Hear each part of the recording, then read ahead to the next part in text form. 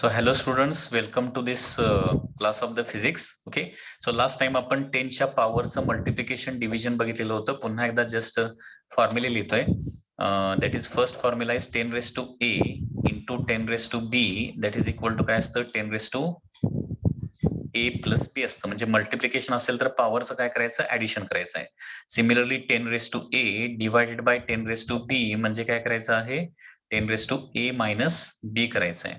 आणि power raise to power असेल so 10 raise to a raise to b असेल तर काय करायचं असतं पॉवरचं मल्टिप्लिकेशन करायचं असतं.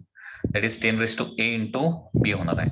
अँड 1/10 रेस टू a म्हणजे काय असतं 10 रेस टू मायनस a असतं. म्हणजे एखादी टर्म डिनॉमिनेटर टू न्यूमरेटर आली तर त्याची पॉवर काय करायची आहे प्लसची मायनस मायनसची प्लस.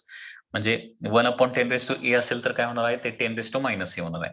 किंवा 1/10 रेस टू मायनस a असेल तर 10 रेस टू काय होणार आहे प्लस a होणार आहे. ओके, तर लास्ट टाइम हा पार्ट आपण बघितलेला होता.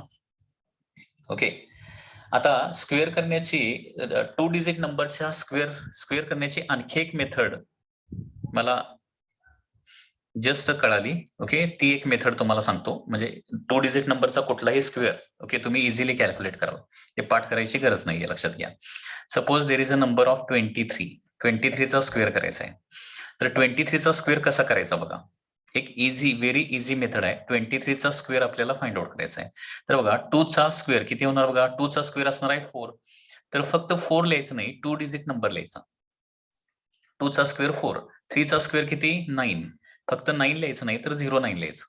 ओके, म्हणजे 1 2 3 4 असं जर येत असेल म्हणजे स्क्वेअरची व्हॅल्यू जर सिंगल डिजिट नंबर येत असेल तर काय करायचं ते 0 आणि तो नंबर लिहायचा आहे. म्हणजे 2 डिजिट मध्ये कंपल्सरी लिहायचं आहे. 2 चा स्क्वेअर 4, 3 चा स्क्वेअर 9. आणखी काय करायचं याच्यामध्ये या दोन नंबरचं मल्टिप्लिकेशन करून डबल करायचं. म्हणजे 2 इंटू 3 किती होणार आहे 6 आणि 6चं डबल किती होणार आहे 12. आणि हा 12 नंबर काय कुठं लिहायचा आहे लास्ट डिजिट सोडून मध्ये बरोबर लिहायची आणि याची ऍडिशन करायची. म्हणजे किती होणार बघा 529. So this is the square of 23. तर ही स्क्वेअर करायची आणखी एक सिंपल मेथड आहे ही तुम्हाला कदाचित एखाद्या वेळी लागेल. ओके, तर स्क्वेअर करायची मेथड लक्षात आली का बघा. कुठल्याही नंबरचा स्क्वेअर तुम्ही काय करू शकता या मेथडनं इझिली करू शकताय. ओके, आणखी काही नंबर्स घेऊया म्हणजे तुम्हाला आणखी मेथड लक्षात येईल. सपोज 59 चा स्क्वेअर करायचा आहे. 59 चा स्क्वेअर तर 5 चा स्क्वेअर लिहा किती 25. 9 चा स्क्वेअर लिहा किती 81. कारण 10 पर्यंतचे तर आपल्याला सगळे स्क्वेअर माहिती आहेत त्याच्यामुळे काही प्रॉब्लेम नाहीये. आणि परत काय करायचं आहे 5 चा स्क्वेअर आणि 9 चा स्क्वेअर लिहिल्यानंतर हे वन आफ्टर अनदरच लिहायचे. ओके, सिंगल डिजिट आला तर मी काय करायचं सांगितलंय म्हणून काय करायचं सांगितलंय तर 0 आणि तो डिजिट लिहायचा आहे. आता या दोन नंबरचं मल्टिप्लिकेशन किती होणार 5 9s are 45. 45 चं डबल किती होणार 90. तर 90 कुठे लिहायचं आहे मध्ये लिहायचा आहे नंबर, लक्षात घ्या. म्हणजे लास्ट डिजिट सोडून नंबर लिहायचा आहे. म्हणजे 81 ऍज इट इज येणार आहे. 25 प्लस 9 म्हणजे 25 प्लस 9 म्हणजे किती येणार आहे 34. Okay, so this is the square of 59. 3481. खूप इझी मेथड आहे ना ही स्क्वेअर करायची. ओके, तर ही मेथड देखील प्रॅक्टिस करा. आणखी काही नंबर बघूया. तुम्ही हे कॅल्क्युलेटरवर चेक करून बघू शकताय. सपोज आपल्याला काय करायचं आहे 74 चा स्क्वेअर करायचा आहे. 74 चा स्क्वेअर तर 7 चा स्क्वेअर किती येणार आहे 49. 9 चा स्क्वेअर किती येणार आहे 16. ओके, या दोन नंबरचं मल्टिप्लिकेशन करा. 7 4 जा 28 आणि त्याचं डबल करा किती 56. आणि या दोन नंबरची ऍडिशन करायची. 56 लिहिताना लास्ट डिजिट सोडून त्याच्या पुढे लिहायचं आहे. सो 6 7 4 14 कॅरी 1 ओके 5 येणार आहे. So 5476 is the answer. Next square of 88 square कसं करायचं 8 चा स्क्वेअर 64 परत या 8 चा स्क्वेअर 64 आणि या दोन नंबरचं मल्टिप्लिकेशन 8 8 जार 64 चं डबल 64 चं डबल किती असतं 128. ओके 128 लिहिताना कसं लिहायचं म्हणून सांगितलंय लास्ट डिजिट सोडायचा लास्ट शेवटचा आणि त्याच्या पुढे लिहायचं आहे सगळं. 14 होणार 4 प्लस 2 6 प्लस 1 7. ओके, आणि हे 6 plus 1 7. 7744 is the 77 and 44 is the square of the 88. Okay, एखादा फॉर एक्झाम्पल 37 चा स्क्वेअर विचारला. 37 चा स्क्वेअर कसं करायचं 3चा स्क्वेअर 9, 9 म्हणजे 09 लिहायचं. 7चा स्क्वेअर किती 49. या दोन नंबरचं मल्टिप्लिकेशन 7 3 जार 21. 21चं डबल किती होणार आहे 42 होणार आहे.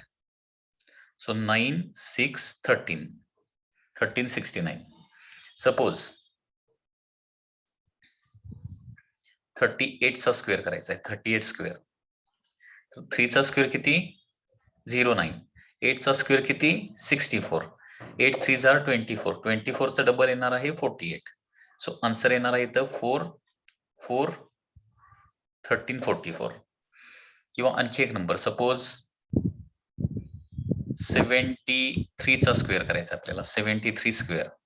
तर 7चा स्क्वेअर किती 49. 3चा स्क्वेअर किती 9. तर 9च्या ऐवजी 09 लिहायचं. 7 3 जार 21. 21चं डबल 42. किती होणार आहे 9 2 3 and 5. So 5 3 काय येणार आहे that is 5 3 2 9 is the answer. So this is a very easy method to find out square of any 2 digit number. अनेक वेळा आपल्याला स्क्वेअर काढावे लागणार आहे तर त्यावेळी तुम्ही ही मेथड यूज करू शकताय. तर आता नेक्स्ट पार्ट आपल्याला स्टडी करायचा आहे आणि तो म्हणजे काय रूट्स ऑफ क्वाड्रेटिक इक्वेशन. कारण अनेक वेळा फिजिक्स मध्ये लक्षात घ्या क्वाड्रेटिक इक्वेशन्स येतात आणि त्याचे रूट कसे काढायचे हे तुम्हाला व्यवस्थित माहिती असणं आवश्यक आहे. 10thला तुम्हाला झालेलं असेल तरी पण आपण काय करूया हे पुन्हा एकदा जरा रिवाइज करूया. ओके तर roots of quadratic equation. Okay roots of quadratic equation. आता क्वाड्रेटिक इक्वेशन कसं असतं बघा. क्वाड्रेटिक इक्वेशनचा फॉर्म कसा असतो हे सगळ्यांना माहिती पाहिजे. Quadratic equation is like this that is ax square plus bx plus c is equal to 0. Okay ax square plus bx plus c is equal to 0 याला काय म्हणतो आपण क्वाड्रेटिक इक्वेशन म्हणतो. म्हणजे ज्याची राईट हँड साइड काय असणार आहे 0 आणि लेफ्ट हँड साइडला स्क्वेअरची एक टर्म असणार आहे. इथं x म्हणजे काय आहे अननोन आहे. x इज अ अननोन ज्याची व्हॅल्यू आपल्याला काय करायची डिसाइड करायची आहे. ओके अननोन व्हेरिएबल आहे आणि एबीसी हे काय आहेत A B and C are the काय आहेत कॉन्स्टंट्स आहेत. एक पर्टिक्युलर नंबर आहे. त्या व्हेरिएबलची काय आहे इथं सेकंड पॉवर आहे. ओके स्क्वेअर आहे. स्क्वेअर टर्म म्हणजे क्वाड्रेटिक इक्वेशन कधी असतं तर अननोन नंबरची काय असेल स्क्वेअरची टर्म असेल तर अननोनची स्क्वेअरची टर्म जर असेल ना तर त्याला काय म्हणायचं क्वाड्रेटिक इक्वेशन. आता हे आहे quadratic equation suppose ax square plus bx plus c. Okay आणि याचा आपल्याला रूट्स काढायचे आहेत. ओके तर एक मेथड आहे काय करायचं त्याचं काय म्हणतो त्याला आपण फॅक्टरायझेशन करून आपण काढू शकतो. पण अनेक वेळा फॅक्टरायझेशन होत नाही. ओके आणि त्याच्यामुळे दुसरी मेथड कुठली बघा रूट काढायची मेथड काय बघा. So roots of above equation, root of above equation is given by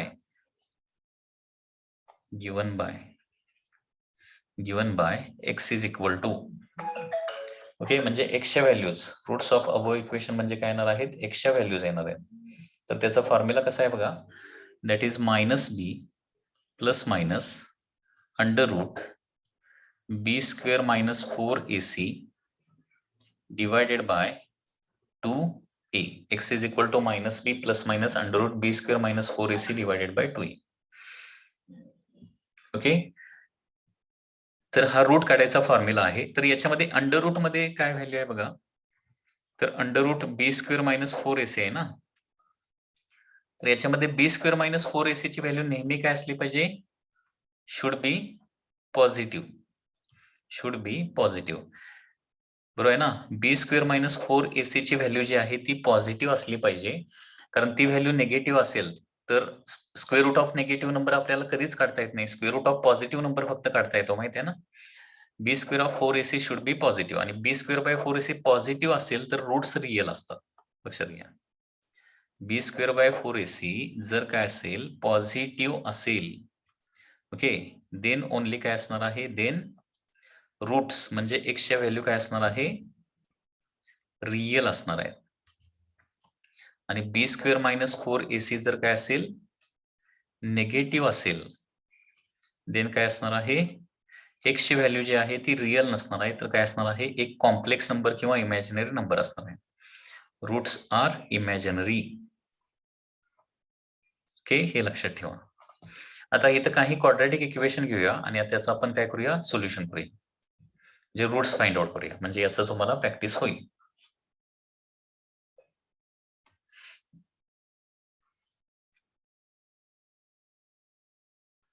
याच्यासाठी हा जो फॉर्म्युला आहे तो बऱ्यापैकी स्टुडंटला माहिती असेलच. माहिती जर नसेल तर तो काय करायचा आहे, फॉर्म्युला पाठ करून ठेवायचा आहे. हा फॉर्म्युला खूपच इम्पॉर्टंट आहे, लक्षात घ्या. रूट्स काढायचा फॉर्म्युला. ओके, तर फॉर्म्युला काय आहे, x is equal to minus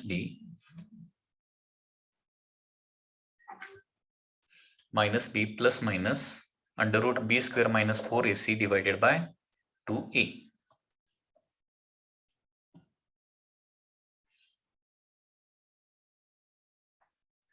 this is a very important formula. Okay, याचे काही एक्झाम्पल्स बघूया. तर एक्झाम्पल आहे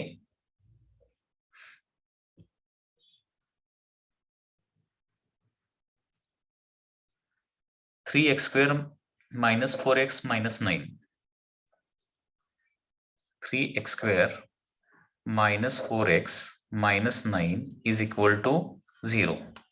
ओके, हे एक इक्वेशन आहे आणि आपल्याला x ची व्हॅल्यू फाइंड आउट करायची आहे, so that this equation is satisfied. Okay, x ची व्हॅल्यू फाइंड आउट करायची आहे. आता हे क्वाड्रॅटिक इक्वेशन आहे, बरोबर. दिस इज वन क्वाड्रॅटिक इक्वेशन. आता बघा, इथं ए बी सी च्या व्हॅल्यू तुम्हाला डिसाइड करावं लागतील. तर ए ची व्हॅल्यू किती येणार आहे, इथं 3x स्क्वेअर बरोबर जी व्हॅल्यू असते ना त्याला ए असं म्हणणार. त्याच्यानंतर x बरोबर जी व्हॅल्यू असते त्याला b असं म्हणणार. So b is equal to काय येणार आहे, -4 येणार आहे. आणि c इज इक्वल टू काय येणार आहे, दॅट इज -9 येणार आहे. म्हणजे साइन सहित व्हॅल्यू घ्यायची आहे. एबीसीच्या व्हॅल्यू एक्स स्क्वेअर बरोबर असणारी व्हॅल्यू त्याला a म्हणणार. फक्त x बरोबर असणारी जी व्हॅल्यू आहे त्याला काय म्हणणार आहे, b म्हणणार. आणि राहिलेली व्हॅल्यू म्हणजे काय असणार आहे, कॉन्स्टंट म्हणजे काय असणार आहे, c असणार आहे. एबीसीच्या व्हॅल्यू मिळाल्या. आता काय करूया, अंडर रूट म्हणजे under root of B square minus 4ac ची व्हॅल्यू अगोदर काढून घेऊया. कारण ती व्हॅल्यू काढल्यानंतरच आपल्याला समजणार आहे की रूट्स जे आहे ते रिअल येणार का इमॅजिनरी येणार आहे. बी स्क्वेअर मायनस 4ac अगोदर काढून घ्यायचं. Okay, so under root B square म्हणजे किती होणार बघा, -4 चा स्क्वेअर दॅट इज 16 होणार, -4. ए ची व्हॅल्यू आहे 3 आणि सी ची व्हॅल्यू आहे -9. तर बी स्क्वेअर मायनस 4ac ची व्हॅल्यू किती येणार बघा, 16 मायनस आहे ऑफ मायनस म्हणजे प्लस होणार आहे. ओके, तर किती होणार आहे बघा, 108 होणार, 108. ओके, तर ही व्हॅल्यू येते अंडर रूट 16 प्लस 108. 16 प्लस 108 किती होणार आहे, तर 124 होणार आहे, 124. आता x ची व्हॅल्यू, x च्या व्हॅल्यूज आपल्याला फाइंड आउट करायचं. तर x चा फॉर्म्युला काय आहे, that is -b plus minus under root B square minus 4ac divided by 2a. Okay, so therefore minus of b म्हणजे काय येणार आहे, -4 म्हणजे काय येणार आहे, +4 येणार. Plus minus under root B square minus 4ac ची व्हॅल्यू किती आलेली आहे, अंडर रूट 124 आलेली आहे. डिवायडेड बाय 2 टाइम्स a म्हणजे काय होणार आहे, 6 होणार आहे. तर या पद्धतीने x च्या दोन व्हॅल्यूज येऊ शकतात, 4 प्लस ऑर मायनस. आता रूट 124 किती येणार, रूट 124 आपण इथं साईडला काढूया. रूट 124 रूट कसं काढायचं मी तुम्हाला शिकवलंय, आठवते का बघा. स्क्वेअर रूट ऑफ 124 म्हणजे काय येणार आहे, हा 121 चा क्लोज आहे. 121 प्लस 3 येणार ना. स्क्वेअर रूट ऑफ 124 म्हणजे 124 कुठल्या स्क्वेअरच्या, परफेक्ट स्क्वेअरच्या जवळ आहे बघायचं. तर 124 121 च्या जवळ आहे. ओके, सो 121 प्लस 3 म्हणजे 124 येणार. आता त्याच्यानंतर काय करायचं आहे, 121 चा square root 11 plus 3 as it is divided by 11 चा डबल 22.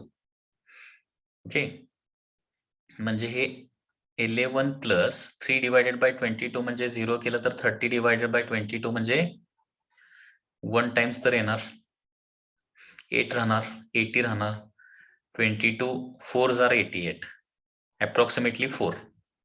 ओके, सो 11.14 येणार आहे. 11.14 डिवायडेड बाय काय होणार आहे, 6 होणार आहे. आता इथं काय येणार आहे, 4 प्लस 1 केल्यावर रूट आन्सर येणार आहे आणि 4 मायनस केल्यावर एक आन्सर येणार. एकशा दोन व्हॅल्यूज येणार आहेत. 4 प्लस 11.14 केलं तर काय येणार आहे, 15.14 डिवायडेड बाय 6 हे एक आन्सर येणार. ऑर 4 मायनस 11.14 केल्यावर काय होणार आहे, मायनस 7.14 डिवायडेड बाय 6. ओके, मग 6 ने डिवाइड केल्यानंतर हे आपल्याला फायनल आन्सर मिळणार आहे. तर या पद्धतीने तुम्ही काय करू शकताय, क्वाड्रॅटिक इक्वेशनचे रूट्स जे आहेत ते तुम्ही फाइंड आउट करू शकताय. ओके, सो क्वाड्रॅटिक इक्वेशनचे रूट्स कसे फाइंड आउट करायचे आहेत, that is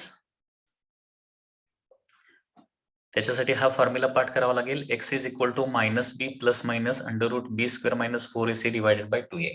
okay, x is equal to minus B plus minus under root B square minus 4ac divided by 2a. तर याच्यामध्ये सुरुवातीला काय करायचं आहे, बी स्क्वेअर मायनस 4ac ची व्हॅल्यू कॅल्क्युलेट करायचं आहे आणि मग पुढचा पार्ट करायचा आहे. ओके, याचा आणखी एक क्वेश्चन घेऊया. सपोज क्वेश्चन इज लाईक दिस. याचे रूट्स आपल्याला फाइंड आउट करायचे आहेत.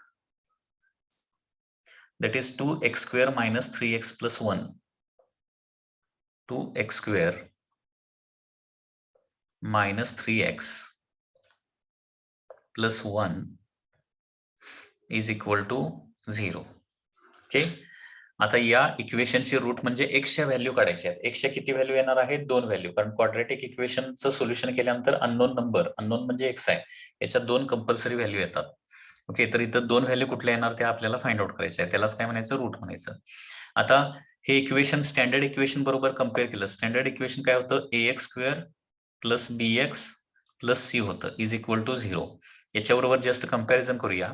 तर कंपॅरिझन केल्यानंतर a इज इक्वल टू काय होणार आहे, 2 होणार, b is equal to minus 3 होणार आहे आणि c इज इक्वल टू 1 होणार आहे. तर सुरुवातीला काय करायचं सांगितलंय मी, बी स्क्वेअर मायनस 4ac ची व्हॅल्यू कॅल्क्युलेट करून ठेवा अगोदर. B square minus under root B square minus 4ac. So under root B square minus 3 चा स्क्वेअर म्हणजे काय होणार आहे, 9 होणार, मायनस 4 इंटू a ची व्हॅल्यू आहे 2, c ची व्हॅल्यू आहे 1. ओके, म्हणजे काय येणार आहे, that is under root 9 minus 8 होणार आहे. सो अंडर रूट 9 मायनस 8 म्हणजे काय येणार आहे, अंडर रूट 1 येणार आहे. And root of 1 is equal to 1 येणार आहे. ओके, तर ही व्हॅल्यू तुमची झाली under root B square minus 4ac ची. आता x ची roots. So x is equal to minus B plus minus under root B square minus 4ac divided by 2a. Okay, याच्यामध्ये व्हॅल्यूज प्लेस करूया. b ची व्हॅल्यू minus 3 आहे ना, so minus of minus 3 म्हणजे काय होणार आहे, इथं प्लस 3 होणार आहे, plus under root B square minus 4ac ची व्हॅल्यू 1 आहे, divided by 2 times a. 2 times 2 होणार आहे म्हणजे काय होणार आहे, 4 होणार आहे. So x is equal to, आता इथं काय येणार आहे, 3 प्लस 1 म्हणजे 4.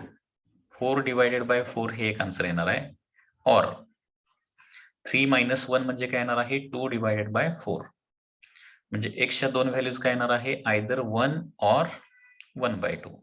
म्हणजे x च्या व्हॅल्यू 1 किंवा 1/2 कुठल्याही जरी घेतल्या तरी आपलं जे हे इक्वेशन जे आहे ते काय होतंय, सॅटिस्फाय होत आहे. व्हॅल्यूज ठेवून बघू शकताय तुम्ही. x ची व्हॅल्यू 1 ठेवली तरी इज इक्वल टू 0 येणार आहे आणि x ची व्हॅल्यू हाफ ठेवली तरी 0 येणार आहे. x ची व्हॅल्यू 1 ठेवली तर बघा 1 चा स्क्वेअर 1 येणार ना, so 2 into 1 minus 3 into 1 plus 1 किती होत आहे, 2 इंटू 1 म्हणजे 2, 2 प्लस 1 3 अँड 3 मायनस 3 म्हणजे 0 येते. ओके, परत x ची व्हॅल्यू हाफ ठेवली तर हाफचा स्क्वेअर काय होणार आहे, 1/4. 2 into 1/4 minus 3 into 1/2 plus 1 is equal to 0. आता हे काय होणार आहे,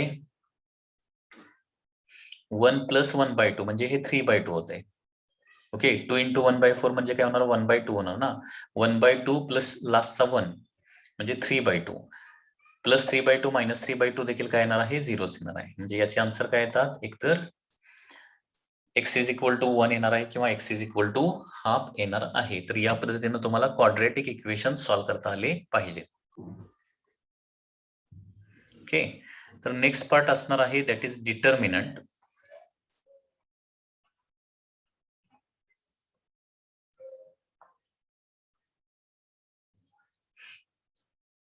आता डिटर्मिनंट म्हणजे काय असतं थोडंसं, आणि डिटर्मिनंट सॉल्व्ह कसं करायचं हे तुम्हाला माहिती पाहिजे, कारण फिजिक्स मध्ये अनेक ठिकाणी डिटर्मिनंट सोल्युशनचं डिटर्मिनंटचं देखील सोल्युशन तुम्हाला करावं लागणार आहे. Okay, suppose A, B, C and D are four numbers. Okay, four numbers. A, B, C, D हे काय आहेत? 4 numbers आहेत. Then symbol A, B, C, D is called as determinant. It is called as determinant. Okay, is called as determinant. लक्षात येते का बघा? ABCD हे जर 4 नंबर्स असतील तर या पद्धतीने 2 व्हर्टिकल लाईन ड्रॉ केल्या आणि त्या व्हर्टिकल लाईन मध्ये या पद्धतीने आपण काय केले, हे नंबर्स प्लेस केले, तर याला काय म्हणतो आपण? डिटर्मिनंट असं म्हणतो. ओके, आता या डिटर्मिनंटचा यूज कुठं होणार आहे? तर वन्स अगेन इक्वेशन, अनेक इक्वेशन मधले अननोन आपल्याला फाइंड आउट करण्यासाठी याचा उपयोग होणार आहे. कसा यूज करायचा ते आपण नंतर बघणार आहे. किंवा अनेक वेळा व्हेक्टर या टॉपिक मध्ये क्रॉस प्रोडक्ट काढण्यासाठी आपल्याला डिटर्मिनंटचा यूज होतो. तर या पद्धतीची जी अरेंजमेंट आहे, तर जी दाखवलेली जी अरेंजमेंट आहे ना, यालाच काय म्हणायचं? डिटर्मिनंट असं म्हणायचं. This is called as determinant. Okay, A B C D हे 4 नंबर्स आहेत आणि 2 लाईनच्या मध्ये. आता या डिटर्मिनंट मध्ये किती रोज आणि किती कॉलम्स आहेत? तर 2 रोज आहेत. AC ची एक रो आहे आणि BD ची एक रो आहे, आणि तसे 2 कॉलम्स देखील आहेत. A B चा एक कॉलम तयार होतोय आणि C आणि D चा मिळून काय होतोय? एक कॉलम तयार होतोय. म्हणजे डिटर्मिनंट मध्ये नंबर ऑफ रोज आणि नंबर ऑफ कॉलम असतात, आणि डिटर्मिनंट मध्ये नंबर ऑफ रोज आणि नंबर ऑफ कॉलम्स नेहमी काय असतात? इक्वल असतात. लक्षात घ्या. In determinant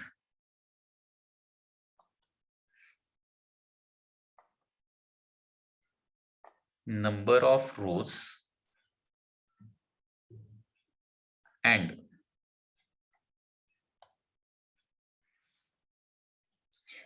number of columns are always equal असणार आहेत. डिटर्मिनंट मध्ये नंबर ऑफ रोज आणि नंबर ऑफ कॉलम हे नेहमी काय असतात? सेम असतात. ओके, आता नंबर ऑफ रोज आणि नंबर ऑफ कॉलम सेम असतात, तर नंबर ऑफ रोज आणि नंबर ऑफ कॉलम 2 असतील तर त्याला काय म्हणायचं? सेकंड ऑर्डर डिटर्मिनंट असं म्हणायचं. आणि नंबर ऑफ कॉलम आणि नंबर ऑफ रोज जर 3 असतील तर त्याला काय म्हणायचं? थर्ड ऑर्डर डिटर्मिनंट असं म्हणायचं. ओके, तर बघा, if number of rows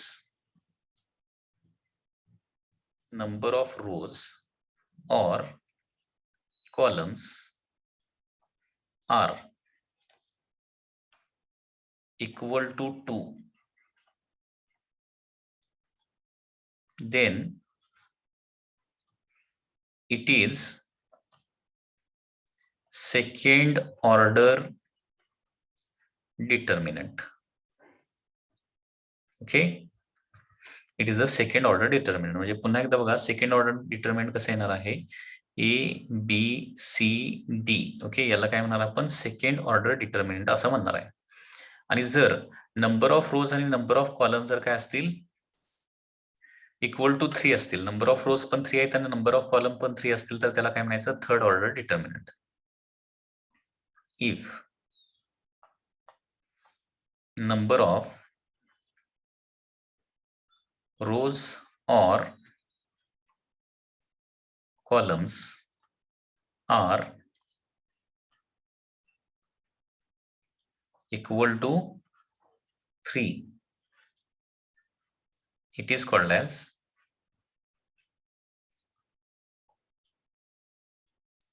third order determinant. आता फिजिक्स मध्ये काय आहे? फिजिक्स मध्ये सेकंड ऑर्डर डिटर्मिनंट आणि थर्ड ऑर्डर डिटर्मिनंट असतं. आता थर्ड ऑर्डर डिटर्मिनंट जे आहे ते कसं लिहिणार बघा? इट विल बी लाईक दिस. याच्यामध्ये 3 रोज आणि 3 कॉलम्स असले पाहिजेत. लक्षात घ्या. Okay, there should be 3 rows and 3 columns. So it is like this.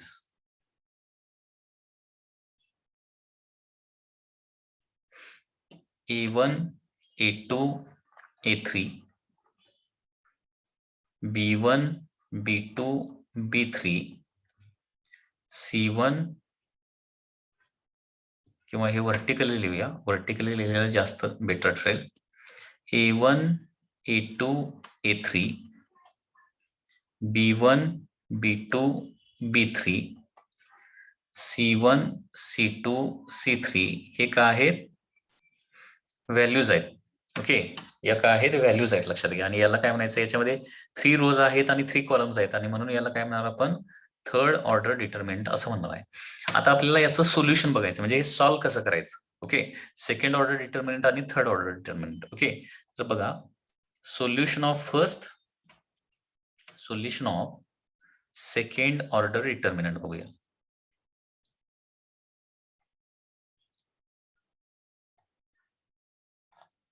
Solution of second order determinant. Okay, suppose a determinant is like this: A, B, C, D. तर हे solve करायचं म्हणजे काय करायचं? क्रॉस मल्टिप्लिकेशन फक्त करायचं आहे. तर A इंटू डी हे पहिलं क्रॉस मल्टिप्लिकेशन येणार आहे, मायनस काय येणार आहे? मध्ये मायनसच साईन येणार आहे. ओके, B इंटू सी येणार आहे. A into D minus B into C, म्हणजे क्रॉस मल्टिप्लिकेशन थोडक्यात काय करायचं आहे? तुम्हाला करायचं आहे. क्रॉस मल्टिप्लिकेशन म्हणजेच काय येणार आहे? या सेकंड ऑर्डर डिटर्मिनंटचं सोल्युशन येणार आहे. फॉर एक्झाम्पल सपोज डिटर्मिनंट असेल 3, 2, 4, 5 असं डिटर्मिनंट असेल तर किती येणार बघा? 3 इंटू 5 म्हणजे 15 होणार आहे, मायनस 2 इंटू 4 म्हणजे काय येणार आहे? 8 होणार आहे. सो 15 मायनस 8 म्हणजे किती होणार आहे बघा? 7 होणार आहे. 7 is the answer, okay, of this second order determinant. 7 is the answer of the second order determinant.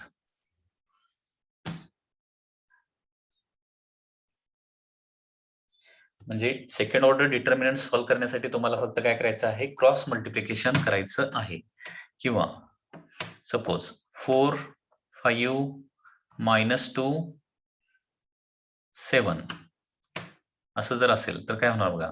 4 into 7 किती होणार आहे? 28 minus 5 into -2 that is -10. 4 into 7 किती होणार आहे? 28. 5 इंटू -2 म्हणजे काय होणार आहे? -10 होणार आहे. सो 28 मायनस ऑफ -10 म्हणजे 28 प्लस 10. 28 प्लस 10 म्हणजे किती होणार आहे? 38 is the answer. Suppose 3 minus 5 4 -2 याचं सोल्युशन कसं येणार बघा? आता 3 इंटू -2 म्हणजे किती होणार आहे? -6 होणार आहे. 3 into -2 that is -6 minus 4 into -5 okay that is -20 म्हणजे किती होणार बघा? -6 मायनस ऑफ -20 म्हणजे हे +20 होणार ना. +20 -6 +20 -6 म्हणजे काय येणार आहे? Answer is 14. So in this way solution of second order determinant is done. Next बघूया आपण solution of third order determinant. हे सेकंड ऑर्डर डिटर्मिनंटचं सोल्युशन झालं.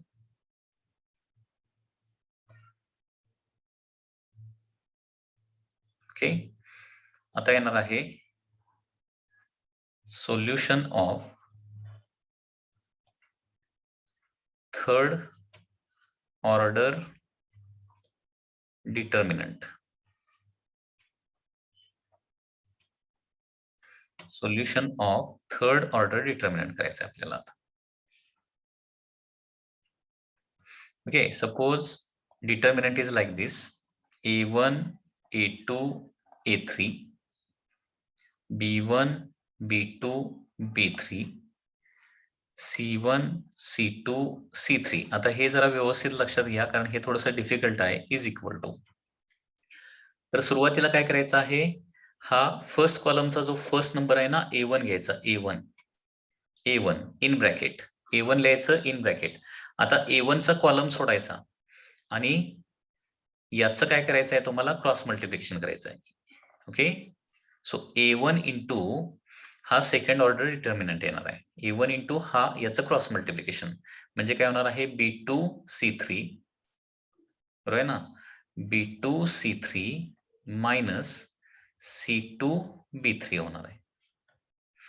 ओके, हे झालं A1 इन ब्रॅकेट.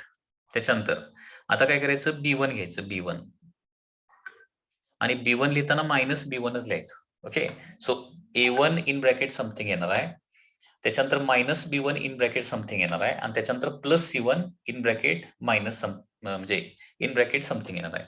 म्हणजे A1 ला प्लस, B1 ला मायनस आणि C1 ला परत प्लस साइन वापरायचं आहे. हे तुम्हाला या पद्धतीने लक्षातच ठेवावं लागेल. A1 इंटू या 4 नंबरचं क्रॉस मल्टिप्लिकेशन. ओके, आता B1 म्हणजे B1 ऐवजी मायनस B1 बघा, मायनस B1 लिहिल्यावर कोणाचं क्रॉस मल्टिप्लिकेशन करायचं आहे, B1 चा कॉलम सोडायचा, म्हणजे B2 B3 ला सोडायचं. B1 B2 B3, B1 आपण ऑलरेडी लिहिलेलंच आहे मायनस B1, B2 B3 ला सोडायचं आणि क्रॉस मल्टिप्लिकेशन राहिलेल्या सेकंड ऑर्डर डिटर्मिनंटचं करायचं आहे. म्हणजे A2 आणि C3, A2 C3 मायनस काय होणार आहे, C2 A3 होणार आहे, A3 that is minus B1 आणि त्याच्यानंतर काय येणार आहे आता plus C1 in bracket, plus C1. आता प्लस C1 लिहिल्यानंतर काय करायचं, C1 चा कॉलम सोडायचा, म्हणजे C2 C3 सोडायचं आणि क्रॉस मल्टिप्लिकेशन कुणाचं करायचं आहे, राहिलेल्या 4 टर्मचं क्रॉस मल्टिप्लिकेशन करायचं आहे. That is A2 B3 minus काय होणार आहे, B2 A3 होणार आहे. Okay, so that is the solution of the third order determinant. हे थर्ड ऑर्डर डिटर्मिनंटचं या पद्धतीनं सोल्युशन आहे. ओके, एक एक्झाम्पल घेऊया म्हणजे तुम्हाला लक्षात येईल. For example, determinant is like this, 2 3 4 1 2 3 6 5 4. Okay, so this is a third order determinant. आता याचं आपल्याला सोल्युशन करायचं आहे. तर सोल्युशन कसं करायचं बघा. तर सुरुवातीला कुठली व्हॅल्यू घ्यायची आहे, सुरुवातीला आपण 2 लिहिणार आहे, 2 इन ब्रॅकेट. आता 2 घेतल्यानंतर काय करायचं आहे, 1 आणि 6 म्हणजे त्याच्या खालच्या व्हॅल्यू सोडून द्यायच्या आणि क्रॉस मल्टिप्लिकेशन राहिलेल्या खालच्या 4 व्हॅल्यूचं करायचं आहे. म्हणजे 4 इंटू 2 म्हणजे किती होणार आहे, 8 होणार, मायनस 3 इंटू 5 म्हणजे किती होणार आहे, 15 होणार आहे. झालं. त्याच्यानंतर आता 2 चं मल्टिप्लिकेशन झालं. आता काय करायचं आहे, सेकंड कॉलम मधला 3 घ्यायचा आहे, परंतु तो 3 लिहिताना -3 लिहायचा, कंपल्सरी -3च लिहायचा. Okay okay, so 2 into something in bracket, त्याच्यानंतर -3 इंटू समथिंग इन ब्रॅकेट, त्याच्यानंतर परत काय येणार आहे, +4 इंटू समथिंग इन ब्रॅकेट येणार आहे. आता 3 इन ब्रॅकेट घेतल्यावर 3 च्या खालचे जे नंबर आहेत, म्हणजे थर्ड कॉलम 3 चा जो कॉलम आहे म्हणजे सेकंड कॉलम सोडून द्यायचा, 2 5 सोडून द्या, म्हणजे क्रॉस मल्टिप्लिकेशन कोणाचं करायचं, 1 into 4 that is 4 minus 3 into 6 that is equal to काय येणार आहे, 18 येणार आहे. ओके, आता +4 लिहायचं, थर्ड कॉलम मधला 4 नंबर घेतला. आता 4 घेतल्यानंतर 3 4 त्याच्या खालचा जो नंबर आहे ते सोडून द्यायचं आणि क्रॉस मल्टिप्लिकेशन कोणाचं करायचं आहे, राहिलेल्या 4 नंबरचं. 1 इंटू 5 म्हणजे काय येणार आहे, 5 मायनस 2 इंटू 6 म्हणजे किती होणार आहे, दॅट इज 12. सो बघा, 2 इन ब्रॅकेट 18 मायनस 8 मायनस 15 म्हणजे किती होणार आहे, -7 होणार, मायनस 3 इंटू 4 मायनस 18 म्हणजे काय होणार आहे, -14 होणार, प्लस 4 इन ब्रॅकेट काय होणार आहे, 5 मायनस 12 म्हणजे काय होणार आहे, -7 होणार आहे. So first term -7 into 2 that is -14, minus minus plus 42 and minus किती होणार आहे, 28. ओके, सो टोटल आन्सर किती होणार बघा, -14 आणि -28 ची ऍडिशन होणार आहे, -14 आणि -28 म्हणजे किती होत आहे, बरोबर 42 होत आहे ना, 42 होत आहे. ओके, 42 आणि +42 -42 म्हणजे काय येते, आन्सर 0 येत आहे. म्हणजे आता हे लकीली आन्सर 0 आलंय, पण प्रत्येक वेळी आन्सर 0 येईलच असं नाही. लिहिताना एखाद्या वेळी मिस्टेक होऊ शकते कॅल्क्युलेशन मध्ये, कॅल्क्युलेशन केलेलं बरोबर आहे का बघा.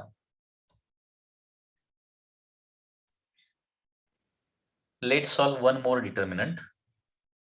For example, determinant is like this: 1 1 1 2 3 4 and 5 1 2. याचं सोल्युशन करायचंय. सांगा फर्स्ट टर्म काय येणार आहे, 1 in bracket 1 in bracket 3 into 2 6 3 into 2 6 4 into 1 4 minus द्यायचं ना, मायनस 4 into 1 4. ओके, बरोबर आहे का बघा. 1 into 1 घेतल्यानंतर काय करायचं, 1च्या कॉलम मधले व्हॅल्यू सोडायचे आणि बाकीच्या 2 कॉलम मधल्या 4 व्हॅल्यूचं क्रॉस मल्टिप्लिकेशन करायचं आहे. 1 घेतल्यानंतर काय होणार आहे, याचं आपण क्रॉस मल्टिप्लिकेशन करणार आहे या 4 नंबरचं. ओके, 1 into काय होणार आहे, 3 into 2 minus 4 into 1 झालं. आता नेक्स्ट काय, -1 येणार. करेक्ट. ओके, म्हणजे सेकंड कॉलमची फर्स्ट व्हॅल्यू ती मायनस लिहायची कंपल्सरी. आणि कुणाचं क्रॉस मल्टिप्लिकेशन करायचं आहे, 2 5 आणि 4 2 यांचं क्रॉस मल्टिप्लिकेशन. काय होणार सांगा, 2 into 2 4 होणार ना, मायनस किती, 20. हा 20. 4 into 5 म्हणजे 20. ओके, आता हे झालं क्रॉस मल्टिप्लिकेशन. परत आता कोण घ्यायचं सांगा, +1 ना, +1. पहिली टर्म प्लस, दुसरी टर्म मायनस, तिसरी टर्म परत प्लस. हे लक्षात घ्या, प्लस मायनस प्लस असं येते, लक्षात ठेवा. Okay, first term plus, second term minus, third term परत प्लस. सो हे थर्ड टर्म 1 घेतल्यानंतर आता क्रॉस मल्टिप्लिकेशन या 4 टर्मचं येणार आहे. तो कॉलम सोडून द्यायचा आणि या 4 टर्मचं मल्टिप्लिकेशन करायचं. बोला, 2 minus 2 50. 1s are 2. 2 1s are 2 minus 5 3s are 15. 5 3s are 15. Okay, चला आता हे फक्त कॅल्क्युलेशन करायचं आहे तुम्हाला. दॅट इज मल्टिप्लाइड बाय 1 म्हणजे ऍज इट इज राहणार आहे. 6 minus 4 म्हणजे किती होणार आहे, 2 होणार. ओके, मायनस 1 हे ऍज इट इज राहील. 4 minus 20 म्हणजे काय येणार आहे, इन ब्रॅकेट -16 राहणार आहे. ओके, 2 minus 15 म्हणजे काय होणार आहे, इन ब्रॅकेट -13 राहणार आहे. Okay, so therefore total it is 2 minus of -16 that is +16 minus 13. Final answer किती येणार आहे,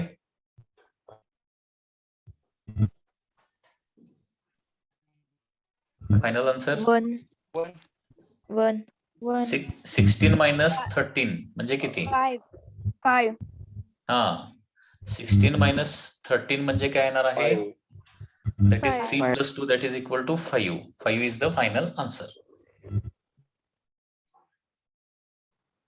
तर या पद्धतीने आपण काय करतो, डिटर्मिनंटचं सोल्युशन करतो. आता क्रॅमर्स रूल जो डिटर्मिनंटशी रिलेटेड आहे. ओके, क्रॅमर्स रूल कसा यूज करायचा बघूया. Cramer's rule.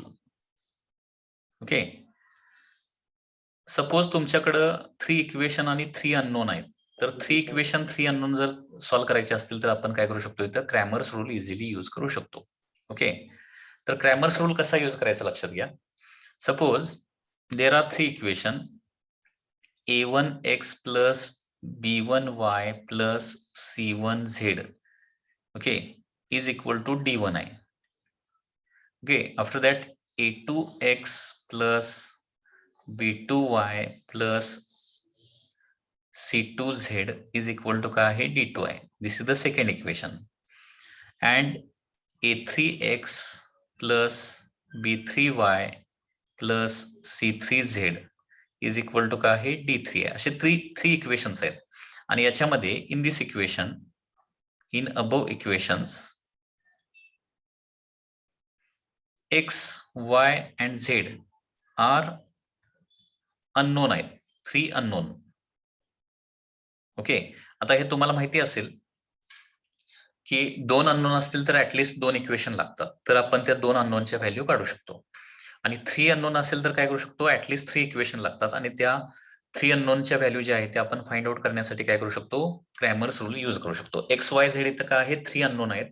a1 b1 c1 d1 a2 b2 c2 d2 a3 b3 c3 d3 हे सगळे काय आहेत, नंबर्स आहेत, कॉन्स्टंट्स आहेत. ठीक आहे. आता क्रॅमर्स रूलच्या साइन हे कसं आयडेंटिफाय करायचं बघा. तर आपल्याला इथं काय करायचे आहेत, 3 डिटर्मिनंटच्या व्हॅल्यू काढायचे आहेत. पहिला डिटर्मिनंट येणार आहे दॅट इज, ओके, डेल्टाचा डिटर्मिनंट येणार आहे. फर्स्ट डिटर्मिनंट हे जे सिम्बॉल आहे याला काय म्हणायचं, हे ट्रायंगल जे काढलंय ना, हे ट्रायंगल हे काय आहे, एक ग्रीक अल्फाबेट आहे ज्याला काय म्हणतो आपण डेल्टा असं म्हणतो, लक्षात घ्या डेल्टा. ठीक आहे, ट्रायंगल हे जे सिंबल आहे ना त्याला काय म्हणायचं, डेल्टा म्हणायचं. तर सुरुवातीला डेल्टाचा डिटर्मिनंट काय करायचा, डेल्टाची व्हॅल्यू काढायची. डेल्टाची व्हॅल्यू कशी काढायची, तर त्याच्यासाठी हा डिटर्मिनंट तुम्हाला काय करायचा आहे, लिहायचा आहे. हा डिटर्मिनंट कसा आहे ना बघा, पहिले इक्वेशन मधली लेफ्ट हँड साइडची व्हॅल्यू फक्त लिहायच्या, A1 B1 C1, A2 B2 C2, A3 B3 C3. हे जे 3 इक्वेशन आहेत ना, लक्षात घ्या. या 3 इक्वेशन मधले लेफ्ट हँड साइडचं म्हणजे XYZ बरोबर असणाऱ्या ज्या व्हॅल्यूज आहेत ना त्याचा एक डिटर्मिनंट लिहायचा. म्हणजे पूर्ण लेफ्ट हँड साइडचा जो डिटर्मिनंट आहे ना त्याला काय म्हणायचं, डेल्टा असं म्हणायचं. त्याला काय म्हणतोय आपण, डेल्टा असं म्हणतोय. ठीक आहे. त्याच्यानंतर A1 A2 आणि A3 च्या ठिकाणी D1 D2 D3 ठेवलं आणि डिटर्मिनंट तयार केला तर त्याला काय म्हणायचं, डेल्टा 1 डिटर्मिनंट म्हणायचं. काय म्हणायचं, it is called as delta 1 determinant. त्याची व्हॅल्यू देखील काढायची आहे. सो डेल्टा 1 म्हणजे काय येणार बघा, A1 A2 A3 च्या ठिकाणी राईट हँड साइडच्या ज्या व्हॅल्यू आहेत ना इक्वेशन मधल्या D1 D2 D3 ठेवायच्या. ओके, D1 D2 D3 ठेवायच्या. म्हणजे फर्स्ट कॉलम फक्त रिप्लेस करायचा आहे, बाकीचे column as it is B1 B2 B3 आणि C1 C2 C3 हे ठेवायचं. म्हणजे तुम्हाला काय मिळेल, हा डेल्टा 1 मिळणार आहे. त्याच्यानंतर डेल्टा 2 हा डिटर्मिनंट कसा मिळवायचा आहे, तर आता काय करायचं आहे, सेकंड कॉलम काय करायचा, D1 D2 D3 न रिप्लेस करायचा. म्हणजे first column as it is राहणार A1 A2 A3, second column होणार आहे D1 D2 D3 आणि third column as it is C1 C2 आणि C3 येणार आहे. दिस इज द डेल्टा 2. त्या पद्धतीनं डेल्टा 3 हा देखील डिटर्मिनंट लिहायचा आणि सॉल्व्ह करायचा आहे. आता डेल्टा 3 लिहित असताना काय करायचं आहे, थर्ड कॉलम फक्त रिप्लेस करायचा आहे. First 2 column as it is A1 A2 A3 B1 B2 B3 and third column तुमचा येणार आहे C1 C2 C3 च्या ऐवजी D1 D2 अँड D3 येणार आहे. ओके, हा झाला तुमचा थर्ड कॉलम. ओके, तर या पद्धतीनं 4 डिटर्मिनंट लिहायचे आहेत. बघा 4 डिटर्मिनंट कसे लिहितोय, खूप इझी आहे लिहायला. 3 इक्वेशन तुमच्याकडे आहेत. ओके, 3 अननोन आहेत, XYZ च्या व्हॅल्यू आपल्याला फाइंड आउट करायचे आहेत. तर लेफ्ट हँड साइडचे सगळे जे कोएफिशियंट आहेत, XYZ चे जे कोएफिशियंट म्हणजे XYZ बरोबर असणाऱ्या ज्या व्हॅल्यू आहेत लेफ्ट हँड साइडला, त्याचा एक डिटर्मिनंट लिहायचा सुरुवातीला. Okay, so delta is equal to A1 B1 C1 A2 B2 C2 A3 B3 C3. Okay, त्याच्यानंतर डेल्टा 1 म्हणजे काय करायचं, तर फर्स्ट कॉलम रिप्लेस करायचा. फर्स्ट कॉलम कशाने रिप्लेस करायचा, राईट हँड साइडच्या व्हॅल्यूनं. म्हणजे इक्वेशनच्या राईट हँड साइडला काहीतरी व्हॅल्यू असतील ना, त्यांना रिप्लेस करायचा आहे. सेकंड म्हणजे डेल्टा 2 हा डिटर्मिनंट काढण्यासाठी काय करायचं, आता second column D1 D2 D3 न म्हणजे राईट हँड साइडच्या व्हॅल्यूनं रिप्लेस करायचा. आणि डेल्टा 3 काढण्यासाठी काय करायचं आहे, third column D1 D2 D3 म्हणजे राईट हँड साइडच्या व्हॅल्यूनं रिप्लेस करायच्या. आणि याच्या सगळ्याच्या डेल्टा 1 डेल्टा 2 डेल्टा 3 आता जे आपण डिटर्मिनंट सोडवलं त्या पद्धतीनं व्हॅल्यू काढायचे आहेत. आणि मग आता काय होणार आहे, आता सिम्पली x म्हणजे काय येणार आहे, x येणार आहे डेल्टा 1 बाय डेल्टा येणार आहे. y ची व्हॅल्यू काय येणार आहे, डेल्टा 2 बाय डेल्टा येणार आहे. आणि z ची व्हॅल्यू काय येणार आहे, डेल्टा 3 डिवायडेड बाय डेल्टा. या पद्धतीने इझिली आपण x, y आणि z च्या व्हॅल्यू काढू शकतो. x is equal to delta 1 ची आलेली व्हॅल्यू डिवायडेड बाय डेल्टा ची व्हॅल्यू, y ची व्हॅल्यू म्हणजे डेल्टा 2 ची आलेली व्हॅल्यू डिवायडेड बाय डेल्टा ची व्हॅल्यू, आणि z म्हणजे काय येणार आहे, डेल्टा 3 ची व्हॅल्यू डिवायडेड बाय डेल्टा ची व्हॅल्यू. तर या पद्धतीनं क्रॅमर्स रूल आणि डिटर्मिनंट याचा वापर करून 3 इक्वेशन आणि 3 अननोन असेल तर त्याच्यासाठी आपण हा क्रॅमर्स रूल आणि डिटर्मिनंटची कन्सेप्ट इथं यूज करू शकतो. लक्षात येते का बघा. ओके, कारण 3 इक्वेशन 3 अननोन असतील तर त्याचा आपण आपली जी जनरल मेथड आहे ते जनरल मेथडनं सॉल्व्ह करायचं म्हटलं तर खूप वेळ लागतोय. त्याच्यापेक्षा डिटर्मिनंट मेथडनं तुम्ही काय करू शकताय, हे क्विकली सॉल्व्ह करू शकताय. ओके, तर दिस इज द क्रॅमर्स रूल. या क्रॅमर्स रूलचे काही एक्झाम्पल्स आपल्याला काय करायचे आहेत, नेक्स्ट लेक्चरला बघायचे आहेत. ओके.